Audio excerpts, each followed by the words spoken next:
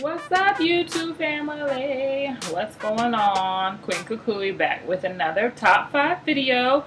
So today is all about your DIY projects. So I came across this YouTube channel called Lone Fox Home, and when I tell you, this man puts out amazing DIY projects for your home using the least expensive materials, just being very, very creative. I just absolutely love all the projects and all the DIY projects that he puts on his channel. So I put together a top 5 of his projects, but definitely go and check out his YouTube channel. You'll be amazed by how he puts together things that he literally gets at the dollar store and puts it together and makes it look amazing. So definitely check him out. Subscribe to his channel, but y'all already know, make sure you subscribe to mine first. And for those of you who've seen my previous top 5 videos, you know I obviously always like to remix it up a little bit because I just kind of take out a lot of the extra fluff in there and just get straight to the point of the video. So I will post the original link below if you want to see the video in full, but otherwise this is just a remix version of some of his best DIY projects. So check it out, y'all. Be sure to like, share, and subscribe to my channel, and make sure you hit that notification button so you can be alerted every time I upload a new video. Thank you guys. See you next time. Here are the videos, and I just wanted to mention that all the little supplies and tools and stuff that he used to make these various projects, I will link them below so you are able to check them out if you wanted to purchase them yourself. All right, enjoy. All I need is you, baby, baby. Hello everyone, welcome back to my channel. It is Drew here from Lone Fox, and the first project I'm going to be creating today was sent over to me by Bren_Delport, and he or she sent me this image here, which I'm going to pop up on the screen. It's probably easier for you guys to see, but it is basically these really cool kind of geometric air plant holders, and there's a wooden version and there's also a cement version. Now I feel like the wooden version is pretty self-explanatory. Like, you would just literally get a piece of wood, drill a hole in the top of it, and stick that little wire piece in there, which I'm going to show you how to recreate. But I'm going to be doing the cement one today because I want to share with you guys how to create your very own DIY mold, also mix up the cement, pour it in, and then just create that little wire twister so we can create our very own air plant holder. But let's start crafting up these air plant holders. So jumping into project number 1, I'm going to be using a ruler, duct tape, X-Acto knife, really thick aluminum wire, and also chipboard. And chipboard is basically like a very thick cardstock. It's kind of like what book covers are made of. And what I'm going to start off by doing is using a ruler and pen just to mark out my cut sections. And the cut sections you're going to be needing are 4 pieces at 3.5 by 5.5 inches, and then 1 piece at 3.5 by 3.5 inches. And the best way to cut this chipboard is to use an X-Acto knife and a ruler and to just go over the same section multiple times until you reach like the bottom, and you cut through it. And I also had a piece of wood just to protect my surface, that way the X-Acto knife didn't like mar my marble surface. So these are the ending result pieces. You're gonna need this little 3.5 by 3.5 piece as well. So what we're doing is we're gonna be creating a cube with no top. So how I'm doing this is I'm using duct tape, and I'm gonna be duct taping these pieces together. And when you duct tape them, make sure to leave about 1/8 of an inch in between, as you can see here. Then apply the duct tape. That way, when you fold it, there's enough space for it to fold on top of each other and kind of create that joint section. And just cut out any excess duct tape that you don't need anymore. And then we're also going to be attaching all of the sides to each other. That way we have a finished off mold. And the reason I'm making my own mold is typically when I use cement, I could find something like a food container or a Tupperware or something that I could use as my mold, but there was nothing that was super cube shaped like this that I could find. So I decided to make my very own, and this was the ending result. So just make sure that everything is nice and secure. You can add additional duct tape if needed. And I went ahead and got some of this concrete mix. This is just from Home Depot. And what I'm going to be doing is just mixing it up with a bit of water to create a really smooth consistency. I like to also only apply little bits of water and then really stir it, because the water can go a long way. It might look dry, but when you start incorporating it, it can really easily get a lot more wet than you think it is. So then I filled up my mold, and I thought this would be enough, but it only filled it about maybe 2/3 of the way. So I created another batch of concrete and then just filled it all the way up to the top portion. Once that was done, I knew I needed to create this little wire section. So this wire here is a 12 gauge wire from Joann's Fabrics, and I just cut a probably like 12-inch piece, and I'm just literally spiraling it as shown in the photo. It's a very organic shape, so there's no rhyme or reason to this. And just make sure you leave about a 4-inch tail as well. That way you could bend a tiny piece, and when you stick it down to the concrete, there's no way this is coming back out. So I pushed it down in the center section here. Just kind of hold it there, and you could put a toothpick or a stick across if you really want to hold it. But after 24 hours, you can go in with your X-Acto knife and just cut away the mold that you created. And keep in mind, guys, that this is going to need probably about 2 more days to fully dry and kind of turn that light cement color because it's been encased in a mold for a while. So once this has come out, you could sand it, get rid of any edges, and that finishes off your little plant holder.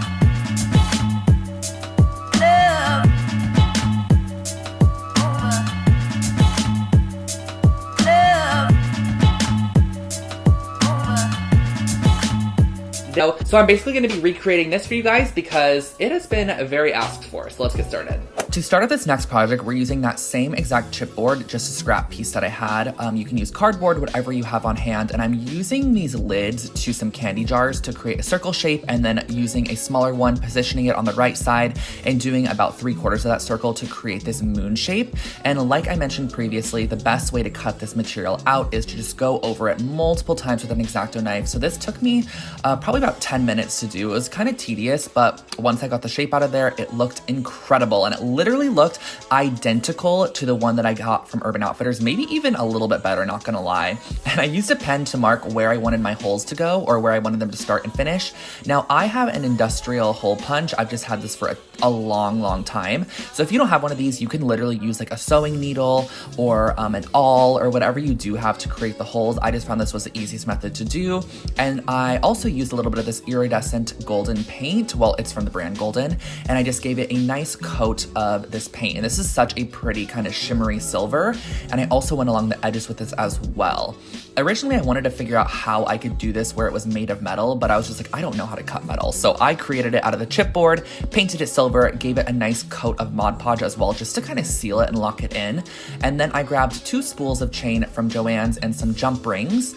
And the chains that we are going to be using for this are all cut to 14 inches in length. So I cut, I think, about 25 of these 14-inch sections, and you're going to be attaching them to the moon shape with the jump rings. So here we are. I opened them with 2 pairs of pliers. I slipped the jump ring on the moon shape, slipped the chain through the ring, and then just closed the ring up. It's super simple. So once again, opened up the ring, slipped the chain on, slipped it through the next hole, and you're gonna be working your way down and then just closing up the ring. And all you have to do is make sure to pull the rings, pull 1 plier towards you and 1 plier away, and then slip the chain on. And then this is the finished off section. Once you are all fully done adding all your chain pieces on, you can add a little chain to the top, which is gonna be the hanger. Mine actually has a thicker chain, but I was like, I'm just gonna use a thinner chain, and I attached it with 2 rings. That's how you hang it up, and that finishes off your moon hanging.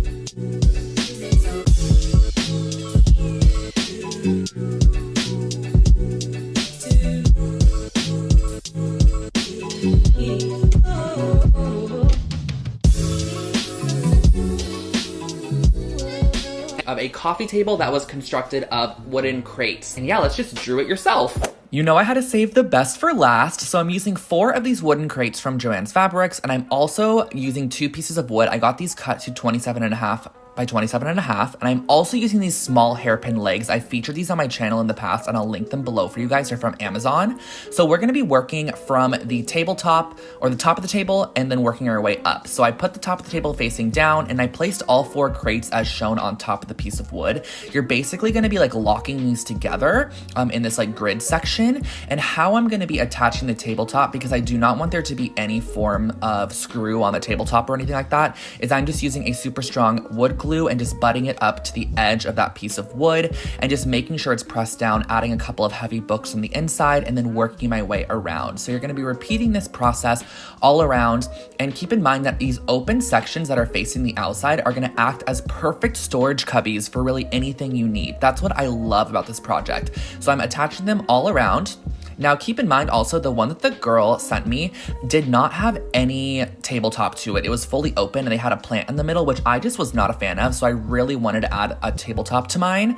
And this is going to be the bottom section here. So what I am doing is just placing down my legs to see where they're going to go. But I wanted to add some glue to the middle section just because I'm going to be adding a ton of screws as reinforcement to the outside edge, but there wasn't going to be anything really in the center. So I added a ton of glue, placed down the bottom panel on top, kind of added a couple books to the center of there, and then placed all of my hairpin legs on the outside. These hairpin legs are so cute, by the way, and I used a couple of wood screws just to screw these down through our wood piece and then into the crate. I made sure they were long enough to go all the way through the wood and into the crate. That way it was super, super strong bond. So I did this on all 4 legs. And then once they were done, I also added some reinforcement screws where there was thick pieces of wood, like where the screw would not be shown. So I just added these all around the edge just to reinforce the bottom of this table. You can also add a finish like Danish oil or a wood stain, but honestly, on my tabletop, I did not like it. I tried it on the scrap piece of wood. The Danish oil is on the left, the stain is on the right, and I just liked the raw wood itself. So 24 hours later, I flipped this table over and it looked freaking incredible. I am obsessed with this, guys. Check it out.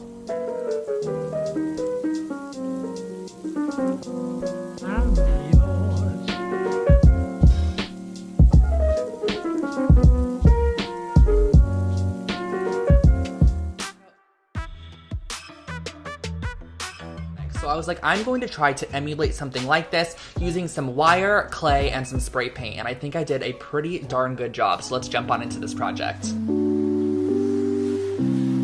To create this candle holder, we're going to want to construct some form of supportive base for the clay to kind of sit on. So I'm actually using a 12 gauge aluminum wire, which is a pretty thick wire, and I'm going to be wrapping it around a circular object a couple of times to create the bottom structure of our candle holder. And then you're also just going to want to kind of secure those 2 pieces together with some additional wire as shown here. And once you have done that, then you're going to want to create kind of the little upwards piece that's going to elevate the second tier of this candle holder, I guess you could say.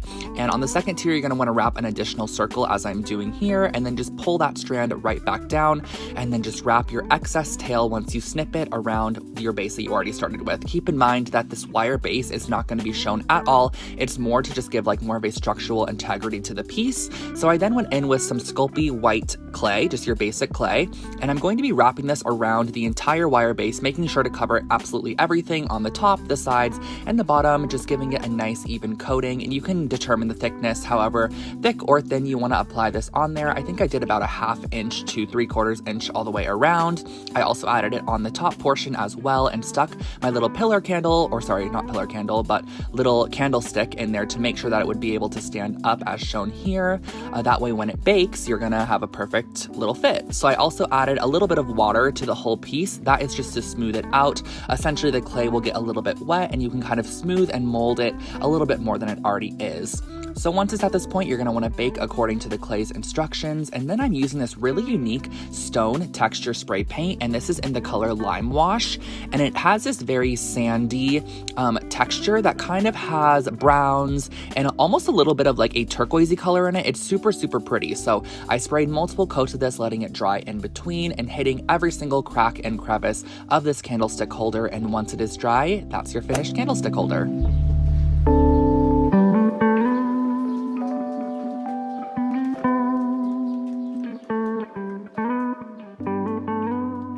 Love this vibe right now, so I'm gonna go ahead and kind of create a smaller mirror, but of course you can use the technique that I'm going to be sharing with you guys on larger mirrors, square mirrors, oval mirrors, whatever you want to do, but I'm gonna share with you guys how to get this kind of hammered forged metal look. Starting off this project again by kneading up some clay. This is the same white Sculpey clay that I used prior. I bought a huge box of it, so I'm just reusing all of it, or not reusing it, but using it up. So basically what I'm starting off by doing is I'm going to be kneading up some clay, and I'm going to be molding this around the exterior of a circular mirror. I'll link below the circular mirror that I used. You're also going to want to make sure that you hit those edges and also kind of transfer a little bit to the backside as well. That way it's secure on there, and then me saying hi to you guys. Next, what I'm going to be doing doing is kind of pushing the clay in a very organic shape because I really don't want this to look like a super circular object. I want it to look more of like an abstract, kind of like randomly cut mirror. So I placed this all the way around the exterior to first give it like a little bit of an organic shape, but I also did go on and add some exterior clay pieces just to kind of mold the shape a little bit wider than the circle actually is. So I'm adding the texture here with my fingertips by pressing into the surface of the clay, and as you can see here, I'm adding a little bit more clay on to make the shape a bit more organic. So here's my finished off mirror. I actually baked the entire thing, and yes, it is totally safe to bake a mirror because clay is baked at a very low temperature, so I baked it per the clay instructions, and then I used my brass gilded paint, which I will link this below. This is where it all starts to come together. Look at that incredible texture done with your fingers. Like, I am just obsessed with the way that this looks. You can do a thinner border if you want to, a thicker border, and also this gilded paint comes in so many different colors and tones of metal, so you can really customize it to whatever you personally like. So I went around, make sure I hit everything, and then I used some antique gold rub and buff on top of the surface just to give it a bit more of an antiqued touch. And again, I'll link this product below because I really love the way that it kind of lets the gold shine through but gives it this really antique flair. So this is what the mirror ended up looking like. I flipped it over and added a little bit of hot glue on the back side and a piece of scrap macrame cord and just made sure that was secured on there. That way I can hang it on the wall.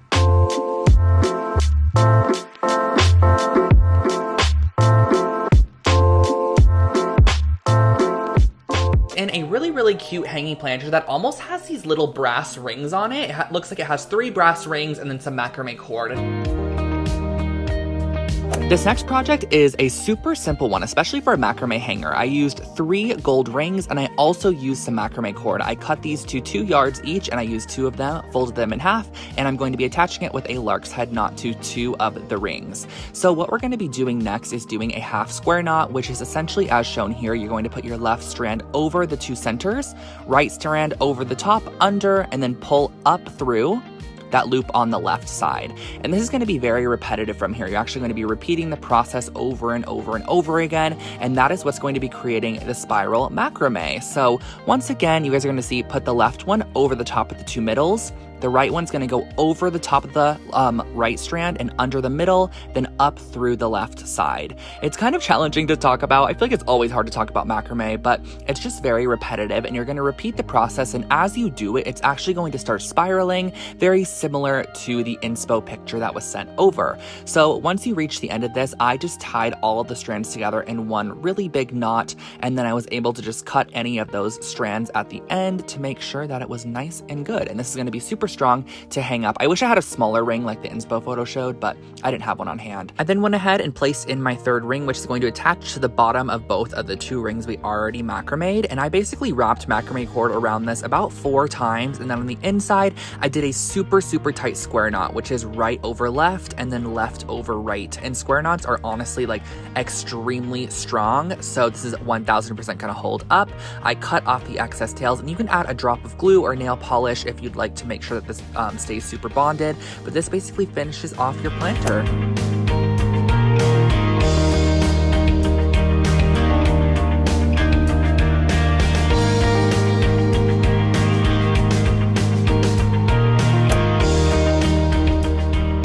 Oh, pampas grass. And I personally really love the look of pampas grass, but it can get kind of expensive. To start off our pampas grass, we're going to need some skewers. Now, in Justin's video, he actually used some wooden dowels, but I had these on hand already, and I also had some cotton cording on hand as well. This is from Target. I believe his is from the dollar store. So I started off actually by gluing 2 wooden skewers together in the center point, but I knew this would not be strong enough, so I also cut just a little piece of printer paper, and I hot glued it around to kind of create a more structural joint support at the middle of those 2 pieces, and kind of just rolled the paper in between the glue and made sure that this was just a super strong bonded section, because we don't want this to, of course, bend and break over time. But next, what I did following his tutorial was I wrapped the entire string in the cording. This is going to kind of give it a more natural look and almost make it look to appear as one full solid piece and not constructed from like wood dowels and from string. So I wrapped the entire thing, including our paper joint in the center, which I just think looks like a nice little knot in the wood once it is covered in the string. So this is our finished off little base for our pampas grass. I then cut a 6 6" by 3" piece of cardboard, and I used a ruler to create a downward slope as shown here. This is going to be the template for us to create the pampas grass portion. So I cut this off of our template, and essentially we're going to be able to create some large loops, some small loops as I'm doing here, and some middle-sized loops in the center of this. So I wrapped it about 25 times per section, as you can see, and then I pulled it off, put my string through, and tied it into a tassel. If you've ever created a tassel before, this is the same exact thing that we're doing. You are just not going to go ahead and put the top portion of the tassel. We're just going to be creating these little strands here. So now I'm doing a middle section where you're just going to be wrapping it around the middle of your template, putting the string through and then tying it in a knot to just conjoin all of those wrapped strands together, and then cutting the loop on the opposite side. So as you can see here, now I'm creating a large one. So you're gonna have a large, medium, and small, and you're gonna need a total of 6 of each. So here's the large one, tying that off. And this is what it's going to look like. You're going to lay it in this form as well, and you can cut off any stray ends. So here's our small, medium, and large, and then here are 6 smalls, 6 mediums, and 6 larges. We're going to lay them down with the largest first, kind of adding about 1/2 inch to 1 inch gap in between, and I'm going to be doing 3 on the front side and 3 on the back side. So I'm using a dab of hot glue and just placing it down closer to the top, probably about 3 inches from the top, flipping it over, and then I'm going to be adding in the opposite pieces in between those sections. So 1, 2, and 3.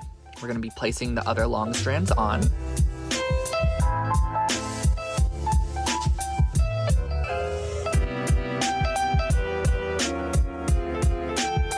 Next, I'm going to go in and use our medium length, and I'm going to be adding them onto the top and bottom. This is kind of where you can play around with the spacing or whatever you want to get to achieve that look that you personally like. If you want it a little bit more full, maybe you can do more than 6, or you can make them longer. However you please, you can kind of see how you can vary this to your personal style. So then I added in some smaller sections on the top and some smaller sections on the bottom. This is just going to cascade it into that pampas grass look, which we all know and love.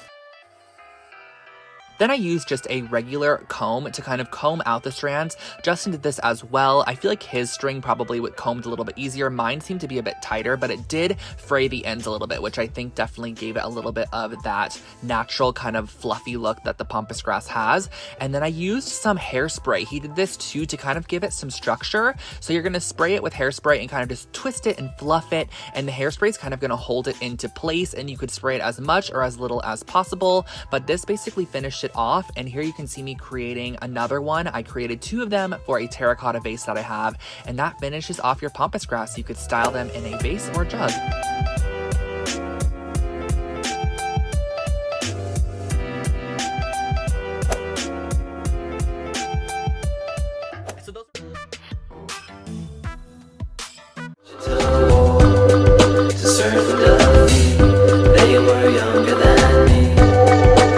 I want to give you guys a before of my bathroom area. So as you can see, my room is over here. Everything is so messy. Like, please disregard that. It has a lot going on. Like, I'm being very candid with you guys. This is what it looks like all the time. I just have all my products out because I need more storage. I know there's under storage here, but I just have so many things that I just need more space, basically. So that's what I'm going to try to do in this bathroom is, of course, maximize storage space. Towel rack here. There is a cabinet here with, again, more products in it. This is kind of the catastrophe of the bathroom. I started installing this wallpaper the day that I moved in. I literally was so excited to install wallpaper when I moved in. I got it, I put it up there. I bought 3 rolls of it, thought it would fill the whole entire bathroom area. It filled this much of it, and then it was out of stock. I had no more of it, so it's just been up here for probably 6 months now, and I really did like it. Like, I thought it would be really cool if it was like completely encapsulated and kind of looks like one of those hotel bathrooms, if you know what I'm talking about. So that is going to be the first thing coming down. I'm going to recover the countertops with a beautiful marble contact paper that I found. Over to the left side here is the actual bathroom. So this is kind of like the vanity area, I guess you can say. This is a bathroom. If you're wondering why my bath looks so bad right now, I did a Lush bath bomb last night. It was the black one. It literally like stained my bathtub. I don't even know. I apparently have a Starbucks in here too. That's just the life of me. Another Starbucks in the trash can.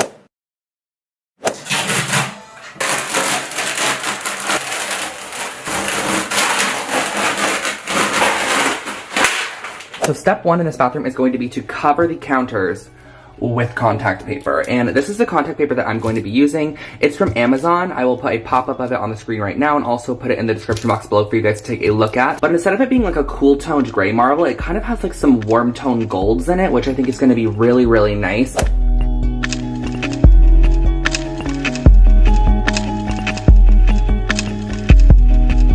I'm so scared about this rust that was caused by my soap dispenser. Oh my gosh, you guys don't unsubscribe, please, I'm sorry.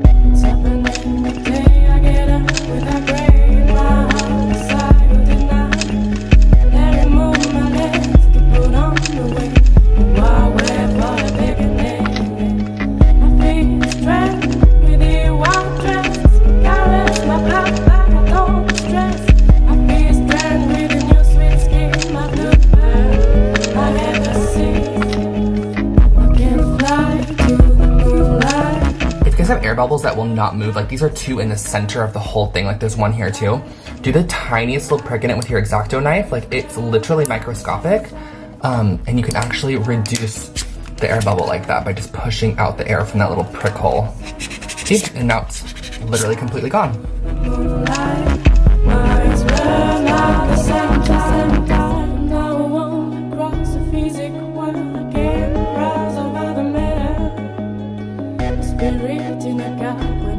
This contact paper was actually a lot trickier to work with than a traditional one because there was a lot of sparseness. Like there were some areas with a ton of marbling and then some areas with not a lot. So it kind of created for a very noticeable seam when you were to like match up your contact paper, which I'm not gonna worry about too much just because I am gonna be putting down my decorations and my soap dispensers and stuff just to kind of mask those seams.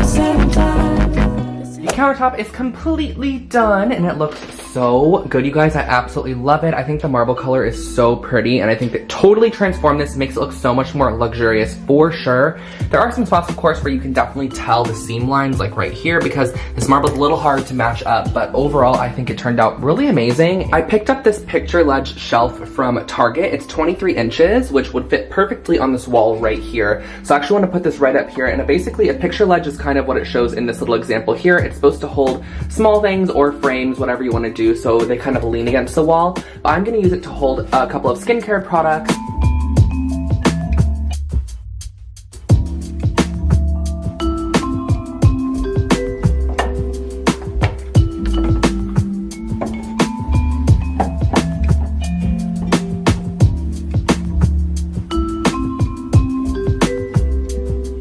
This shelf did exactly what I wanted it to do, you guys. Like, it holds skincare perfectly. So if you need more skincare storage in your bathroom, this is literally only like maybe 4 inches wide, not too wide at all, and it holds a good amount. So these are all my products that I use almost daily. Like, so I'm keeping these here, easy access and easy reach, and I think that they all look super pretty together. I love all of the typographic elements too. I think it adds to the bathroom for sure. My hair is starting to get a little bit crazy, guys, but I hung the shelf up. I want to quickly share with you guys a couple of the items I got from Target yesterday and a couple new pieces from Anthropologie as well that I'm going to be using to sort of decorate the space. First up are a couple pieces from Anthro. I got this Good Morning little soap holder that I'm actually going to use as a sign, and this little matching scoop de jour little thing that I'm going to use for cotton balls. And then heading into Target items, I got this little basket that I'm going to put on the back of my toilet. I got new towels. I got these chevron ones, large size, and hand towels as well. A picture frame that I just want to hang up in my bathroom as well, and then a bath mat because I haven't had one since I moved in for some reason. And then just a couple of face little washcloths that I wanted, a new toothbrush holder, and then some knobs for the cabinets because I wanted new ones, and lastly a jar for my bath salts.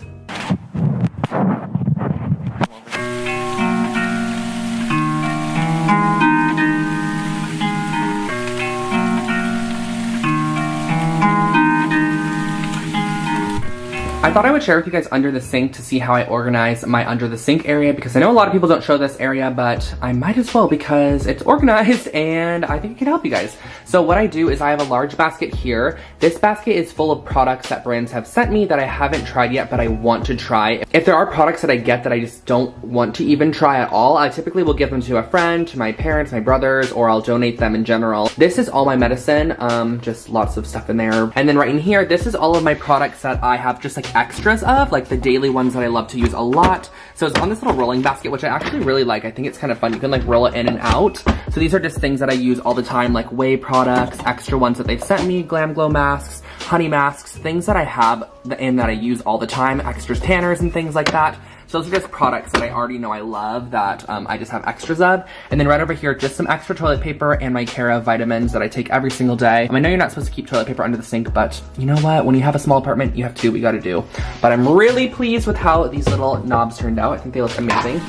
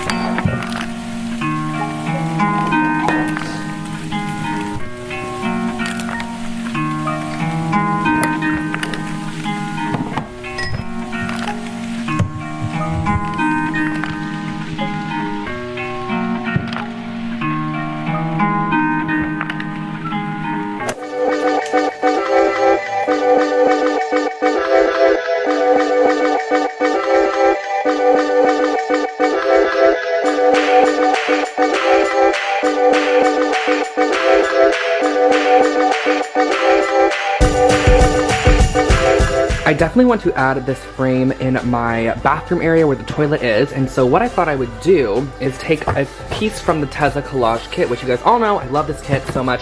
This is the coastal kit. I thought I would look through these images and find one that I could pop in there because that just seemed the easiest way to do it. Something that will match the vibe, the theme. So it's kind of between these three. This one has this guy on it. This one's cool. It's like a newspaper with a bag, and then this flower print. So I don't really know which one. I think I'm gonna actually eliminate this one. Just the guy, because I think that would be really cool, just like super small inside of the frame.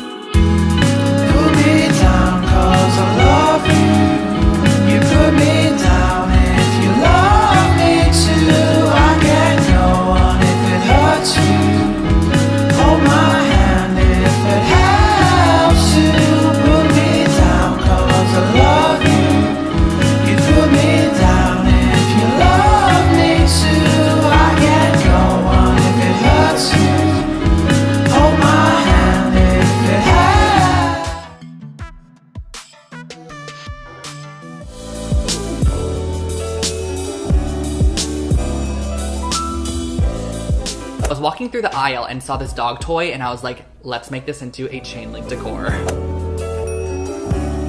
To start off this DIY, I'm going to be using this dollar store rope dog toy and also some Model Magic foam clay that I've had in my stash for a while. It's in a blue color, but do not worry, once it's dry, we're actually going to go ahead and paint it, so you can get this in whatever color you would like. And I actually opted for the foam clay because I find that the foam clay actually cracks a lot less than the traditional air dry clay. So if you're applying a very thin layer of this on top of a surface like I am for this piece here, I find that it cracks a lot less, which is really nice for a project like this. So basically, I took little pieces of the foam clay and I'm going to be wrapping it around the entire width of a chain link. So how you're gonna do this is I took a little piece off, kind of flattened it, wrapped it around, and then kind of just used my hands to mold it in a shape that I liked.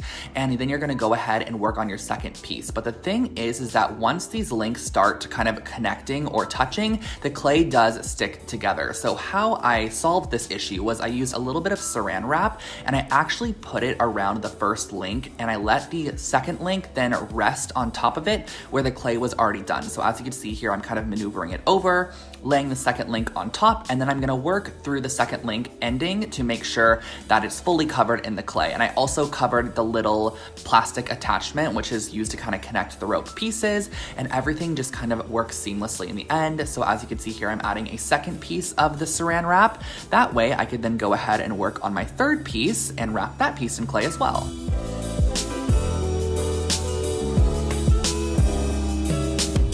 I'm gonna set this aside and actually allow it to dry for 24 hours and then remove the cling wrap and then let it dry for another 24 hours. Then when I was completely done with that, I used a matte black spray paint to go ahead and give it a full coat of spray paint on each side. So you kind of have to let this dry in between and then flip it because there are a lot of different facets you actually have to hit. Once you flip it over, there's gonna be kind of a lot of blue still showing. So you're gonna wanna spray those pieces, let it dry, flip it over, spray it, let it dry, flip it over until everything is fully coated. And also consider maybe spraying it with a brass paint, a silver paint, or even like one of those textured hammered metal paints, which I think would look so cool on a piece like this.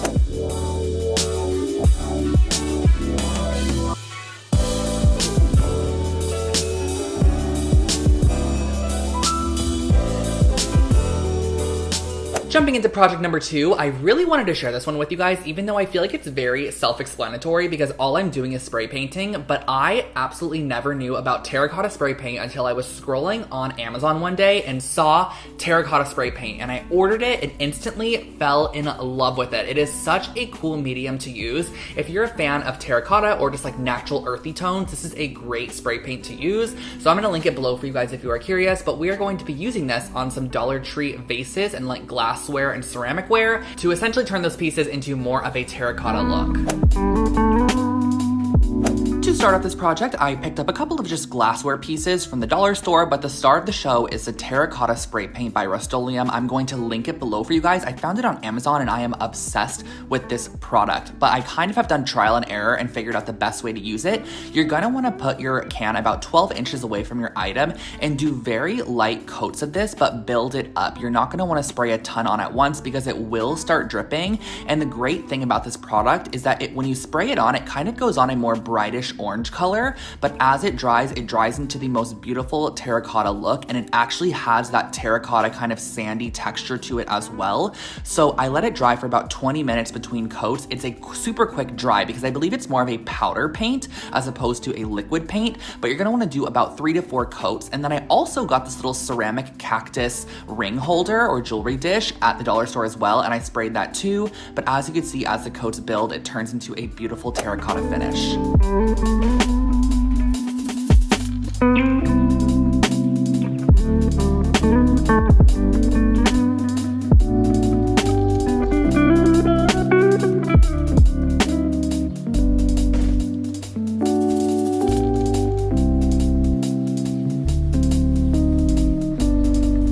I'm sure a lot of you guys know my love for macrame, and I wanted to create some form of macrame project within this video, and I found this dollar picture frame. It's a 5x7 frame, found it at the dollar store, of course, and I figured why not create a macrame frame? I don't even think I've ever seen a macrame frame before, so I figured let's create one today, and that is exactly what we're gonna do.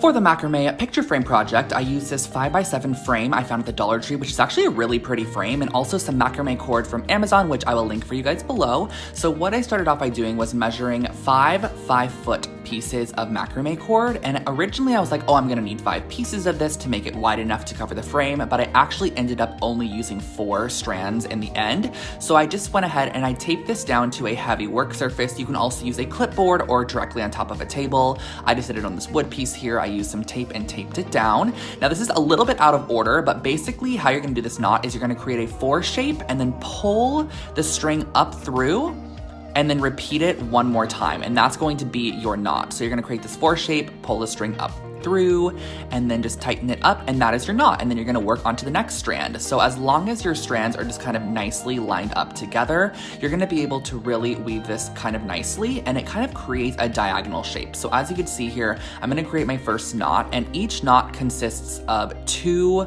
passes. So you're gonna do your 2 passes there, then you're gonna work onto your next strand. So you're gonna do the 4 shape, 1 knot, and then you're gonna do 1 more knot. And that is your full knot there.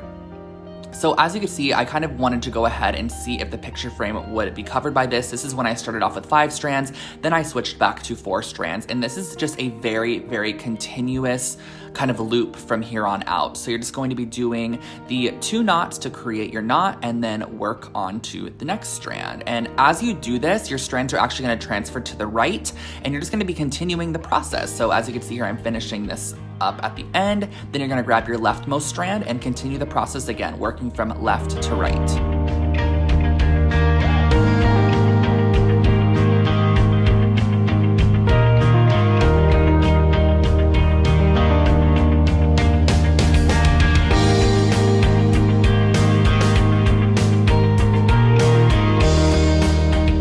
Builds up pretty quickly, and you're going to need to create 4 total macrame pieces. 2 are going to be for the top and the bottom, and 2 are going to be for both the sides.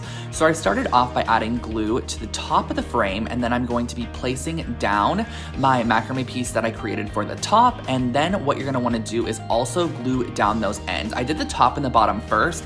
That way I can glue the ends underneath what is going to be covered by the left and the right sides. So I glued these down, and I used my scissors to kind of just keep my hands nice and not burnt. So I kind of pressed it down with my hands. Then I flipped it over to the bottom side and did the same exact thing by gluing this down to the bottom of the frame, tacking down those extra cords on the left and the right side and just cutting them flush with the edge.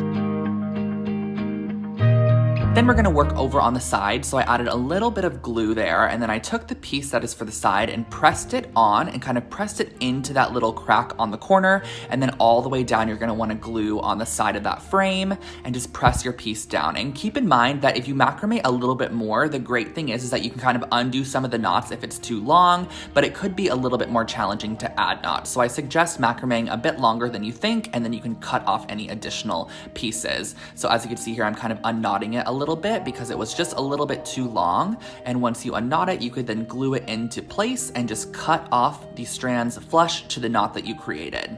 I'm working now on the opposite side, gluing that piece down, and that is really how you create the macrame frame. It is pretty simple. It's just 4 continuous macrame pieces. On the back side, I popped in the glass piece, popped in a little bit of artwork, and that finishes off our macrame frame.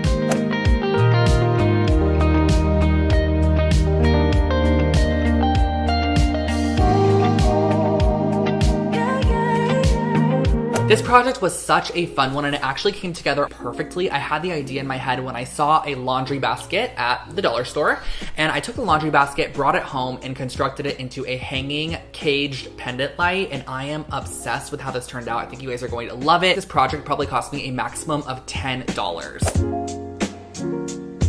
Okay, I am so excited about this one, so you guys are gonna love this, I think. I used a dollar store laundry basket, and I started off by taking some scissors. These are industrial scissors, and I'm going to be cutting off the rim of the laundry basket. This is a very soft plastic material, so it's super easy to cut. So I was able to go around and basically cut it to where I was left with just a 1/4 inch of that plastic material on there. I just wanted it to essentially match the same exact width as the cage of the basket. So once it is cut, it's going to look exactly like this, which I think looks perfect for the project that we are going for. But I also use an IKEA light fixture, and I'm going to be placing this on top and just tracing around that light fixture to see where we're going to need to cut the hole. And this was just a perfect size for me to kind of stick my scissors in there to create the hole to start. Then I use my industrial scissors to go in and kind of cut out the entire circle. I believe these industrial scissors can also kind of be swapped for gardening shears, just anything that's a little bit stronger than your traditional scissor that will cut through plastic. But I just went around, cut out the circle. It cut out so simply and easily. It was such an easy process. And then you could simply pop in your little light fixture, and that is the essential base of your cage. I then went and used the same matte black spray paint I used on the chain, and I gave this a generous coat of the spray paint. I kind of did it in a couple of smaller coats to start, so I did the whole exterior of the cage. But also keep in mind that if you just wanted like a metal looking cage light, this could can be sprayed in a copper, a brass, a silver, whatever you want, and it would instantly give it a very, very metallized looking, simplistic cage light fixture. But I wanted to go a little bit further, so I sprayed mine with the matte black spray paint on the outside and the inside. This is what the basket ended up looking like, which I think looks absolutely perfect. So I then went in and I wanted to add a little bit of personality, just a little bit more interest to this piece, but you can keep it just as a simple cage if you wanted to do multiple of these, like across the kitchen island or something. But I wanted to just create this to be a little bit more of a statement piece. So I used my macrame cording and I wrapped it around the whole entire top rim of this piece. So I kind of wrapped it about 7 times in each little square section, and then I moved on to the next square piece. And as you do this, you can kind of glue on the inside your rope and add on rope if needed. I like working with smaller pieces as opposed to super longer pieces, but I wrapped this cording around the entire top, and when I reach the ending, I'm just going to glue that piece down and then just cut off the strand. And I was like, I need a little bit more. So I went ahead and I added more macrame cording, and I added this just by simply weaving this in and out of the cage. So you're gonna kind of go through, go over a spoke there, and then go underneath the peg there. So I'm just gonna go in and out and wrap this all the way around the entire exterior of the cage light.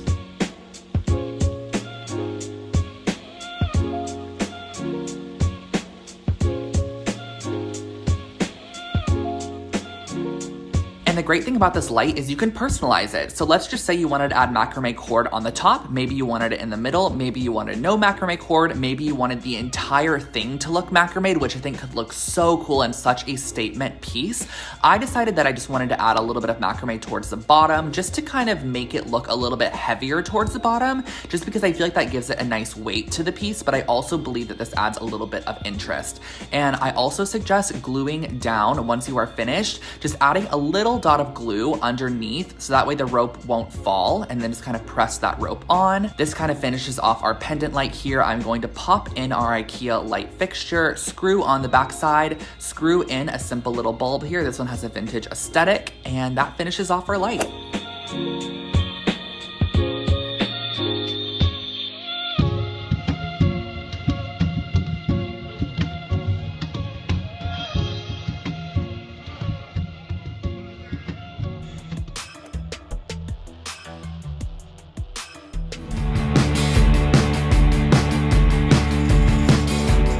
I'm coming at you with another IKEA hacks finally. Yes, yes, yes, yes.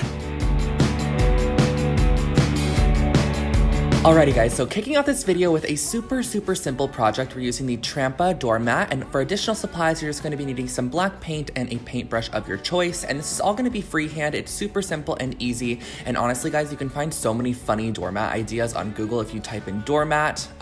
Ideas, I guess you could say.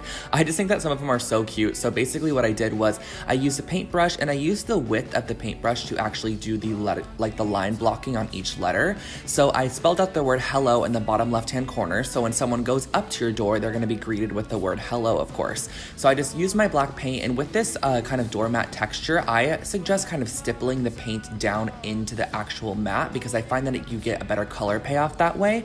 And I just simply went all the way around, and then I let it dry, and then I did one more coat of it on there just to really get it locked in there. And as you can see, I'm kind of pressing and stippling downwards to get that color payoff to be really dark and very opaque. And then I flipped the mat over, and I'm going to put goodbye on the opposite side. That way when your guest leaves, they're going to read goodbye in their direction when they leave. So it's kind of like a double meaning doormat, I guess you could say. I think it's really cute and fun. So I did goodbye on this side. Again, I freehanded it, but if you want to, you could get like letter stencils, or you can just print out the word and kind of just trace around it, cut it out, and have a little bit more of a simplistic look. But I just freehanded it, and I think it turned out great.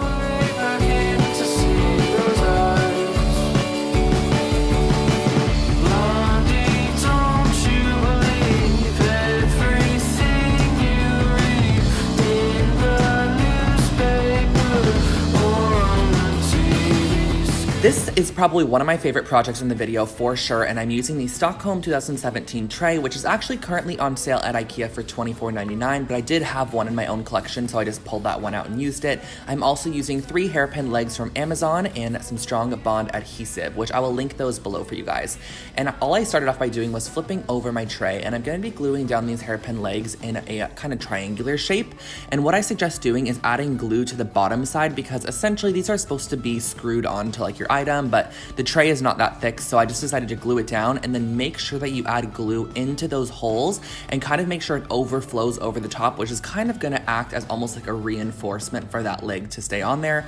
But this glue is super strong bond. I actually buy it at Michael's. It's like, I live by this. I use it all the time on my projects. I think it's amazing.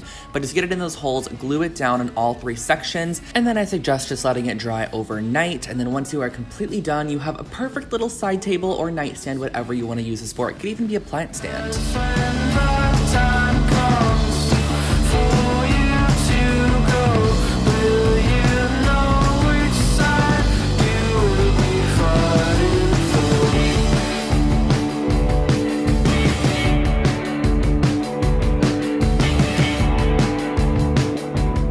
Now this is a little bit of a different project for my channel, but I thought it was cute for like a boys' room or something, so I'm using the Lindronde circular object and whatever the name of this bag is, and also for additional supplies, just some scissors and hot glue. So I'm pulling out the Lindronde circular object and I'm constructing it. You just have to twist it into the base, and then once that is done, I pulled apart my little market bags, and these are just little mesh like market bags you can take with you, I guess, to like the farmer's market or something. And I'm actually cutting the whole net portion off of the handle, and we're going to be using both of these, so make sure to cut it really nice and cleanly. So I just use my fabric scissors and I cut around to create this net, and when you take it off, it's actually a rectangle shape, which is perfect because we're going to be gluing the rectangle shape around the base of the circle, because we're going to be creating a little like cute chic minimal basketball hoop, and you're just going to go around the outside edge of this and glue it down. I just add like a little tack of glue at every intersection, and then I glue the opposite intersection onto it.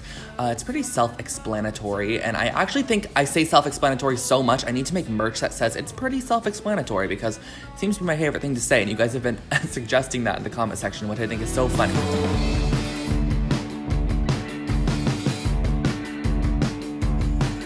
And once it is completely attached, I just glued the start and the finish kind of up towards the base of the basketball hoop. And then what I did was I glued together the net so that it created a circle, because at the moment it was kind of had an open back, and you're just gonna glue the pieces together. It's really easy. You're just gonna connect them up, and you're going to basically stitch this back together. And then what I did was I cut the little bottom portion off, and I cut in between each of the little like squares that it has on the net. That way you have a clean edge.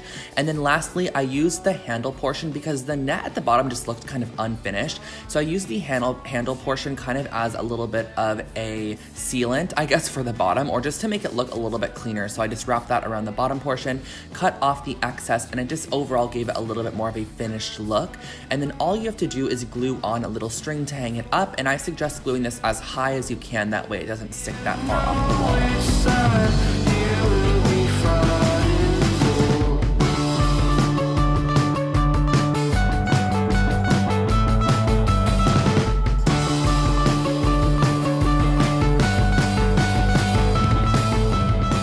And saving my personal favorite project for last, we are starting off with this woven snitted basket. I think this is pretty new to IKEA's collection, or not super new, but definitely within the last year. And I'm also using one of the Hema hanging cords, and for additional supplies, you're gonna need wire cutters and some hemp cording as well. So I'm starting off with my wire cutters, and I'm basically gonna be cutting the handles off this basket. You could leave them on if you wanted to, but I really wanted it to have the appearance that this was created as a pendant light shade and not a basket turned into a pendant light shade. So you just have to go across and cut these off. I suggest wire cutters because they kind of grip onto this caning a little bit easier, and it just cuts it super simply. And then all you have to do is just pull off all those pieces and kind of tug up a little bit. There are a couple of nails in there. Once you pull it off, you have these handles, and I actually kept these handles because I can definitely use these on future projects if I need handles somewhere, and just kind of recreate this sort of caning effect. So I did the same thing on the opposite side by taking off the handles.